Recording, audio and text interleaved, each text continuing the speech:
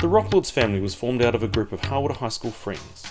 The 1992 graduates of Kerry Logan, Mark Ware, Andrew McLaughlin, Richard Allen, and Bevan Johnson, and the younger Bobby Logan, who left a few years later but by the time of the album was already good friends with everyone in the group. Although they had played music together in high school in some form or another, it wasn't until an August 1993 jam session that the group would start to consider playing music together in a more cohesive form. Meeting whenever university holidays would suit, the group would gather together with whoever else was around and jam out, often improvising songs of varying quality and direction, but recording it all and sharing tapes of the music. This group called themselves the Gypsies, named by Kerry after Jimi Hendrix's Band of Gypsies, and soon gathered a small following of loyal friends and family members. In late 1995, the Logan brothers' parents bought the boys a 3-hour time slot at the local Rowan Studios in Kauponga, Taranaki. The pair recorded 2 tracks at the time, Kerry's most finished song to date, a track called Farmer, and with half an hour left of time, the Gypsies' track, Am. The pair were so enthused about the session that they immediately began planning something much bigger. In March the 14th to the 16th of 1996, the brothers Kerry and Bobby went into the studio with Mark, Andrew, Richard and Bevan to record what would soon become the album known as The Art. The project began as a Gypsies album and, as such, featured a handful of songs that had their genesis in Gypsy jam sessions, but the album tended to focus more towards songs largely written or arranged by Kerry and the group. It soon became apparent that the scope of the project was more than just an expensive Gypsies jam and more of its own thing. The engineer Alan Muggeridge asked the group very early on what quality they were looking to record to, and the group were adamant that they wanted to aim for CD quality. Because of the change in focus and the shift in emphasis from jams to songs, the group adopted the name Synosha, which means centre of attention, although it should be stated that the band name was found in a dictionary. The band, having recorded the CD together, only the second in Taranaki behind The Nod, still had not yet performed live as a group, something they quickly set about remedying as they began to play throughout Taranaki and beyond over the next few years. The band members for the group consisted of the 6 friends from Harwood High School in varying capacities. Kerry was heavily involved, having organised the whole affair, written most of the songs and playing guitar on every track, sometimes using multiple instruments, and singing on all the non-instrumentals. Bobby, having been a key piece in the December 1995 recording, drummed for the album and had a hand in mixing and engineering some of the tracks. Mark, who would eventually become a fully fledged member of Synosha with Kerry and Bobby, played sparingly on the album, not initially expecting the group to have been that serious about the project. When he heard the first recording of the track Fly, however, he was keen to add things where he could, contributing the song Frog Relic, the keyboard part for Bev's Awesome Keyboard Day, and the haunting piano solo for Salute. Andrew contributed the instrumental Arrière Pensée and some intro guitar for Fly. Richard added a blistering guitar solo for Arrière Pensée. And while the others weren't there in a heavy capacity as Kerry or Bobby, the whole group spent the whole weekend together recording and sharing a lot of fun throughout. During the recording of the album, the group also recorded a track called Chicken, a Gypsy song that was perhaps far less serious than all the others. That far more utilised the full band, especially bringing in Bevan, and also brought in the talents of Mark Spicer, another high school friend, to add some colourful vocals. The track never made the final album, but it was later included on another RockLords album from that year, Jamshed and Purge, but that's another story. The songs on the album were a collection of Gypsies jams that were upcycled to be tracks on the album, while the rest were written by various members of the band. Salute was arranged by Kerry in the early part of January, based off a Gypsies improvisation written by Kerry, Mark and Bobby called Unnamed. The song dealt with the death of Kerry and Bobby's father only 3 months before. At just over 8 minutes had a truly epic feel, occasionally appearing in the band's live set for their bigger gigs. Scared was a Black Sabbath early Queen-inspired D-tune rock track that came from a terrifying experience Kerry, the song's writer, had when driving with a schoolmate who was going way too fast.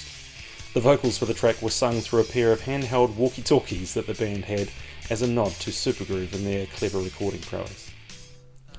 Longest Word, sometimes called the Smile Song, was an acoustic number that was the closest the album had to an accessible ballad. The title was a reference to the joke, what is the longest word in the dictionary? Smile, because it's an S with a mile after it. Track 4 on the album was a song penned by Andrew especially for the album.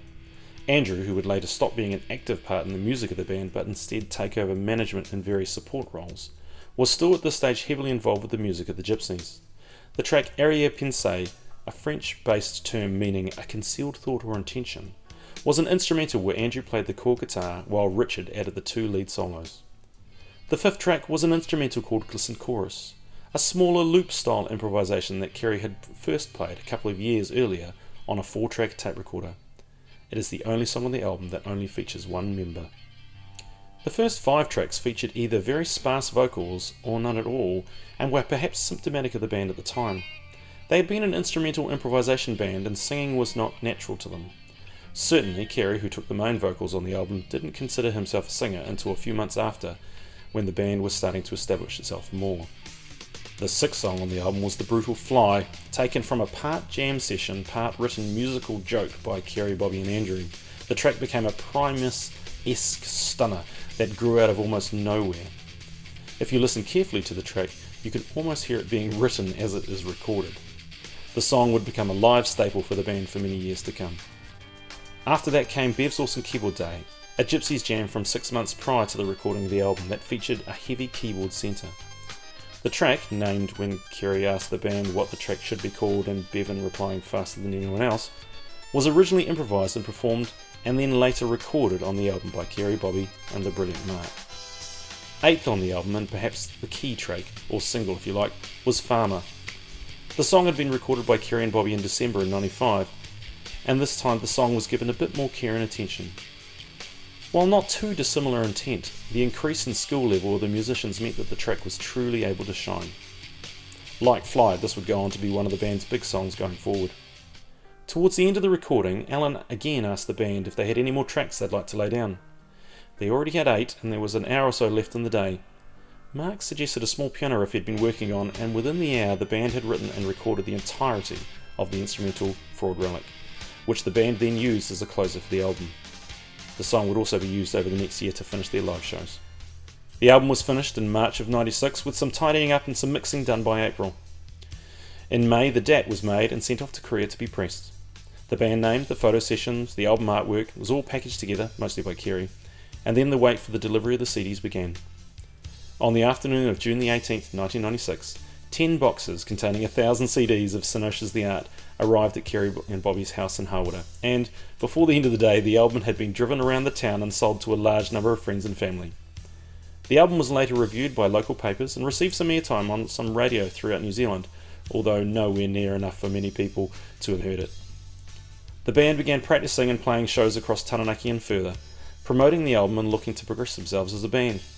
The band first shrunk to the core of 3, Kerry, Bobby and Mark, before adding Julian Maraki on bass a month after the album was recorded, and in early 1997 his brother Shane Maraki as vocalist. With the addition of the 2 new members, the group began writing more tracks, and the next album, The Grey Area, began recording in mid-1997, about the same time that Sinosha won the Taranaki Battle of the Bands. When Sinosha called it quits in mid-1999, the original 3, Kerry, Bobby and Mark, moved their base to Wellington and reformed as Shift, with some of the album tracks being reborn in a new lineup. The album The Art gave the fledgling RockLords a studio experience that would set them up for the rest of their musical days. The discipline of recording, the experience of blending ideas together, the understanding of the whole package of how to promote an idea to an audience were all things that came from that first experience. Various members of the RockLords would use these experiences to tremendous advantage over the coming years. Listening back to the album, it's very easy to see the mistakes or how the album could have been vastly improved.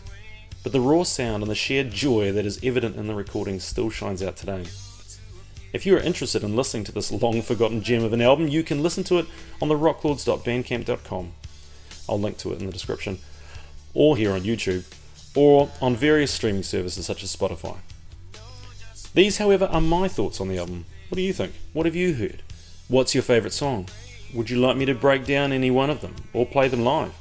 Let me know in the comments. Otherwise, kia ora, mori ora, mori mate, and stay awesome.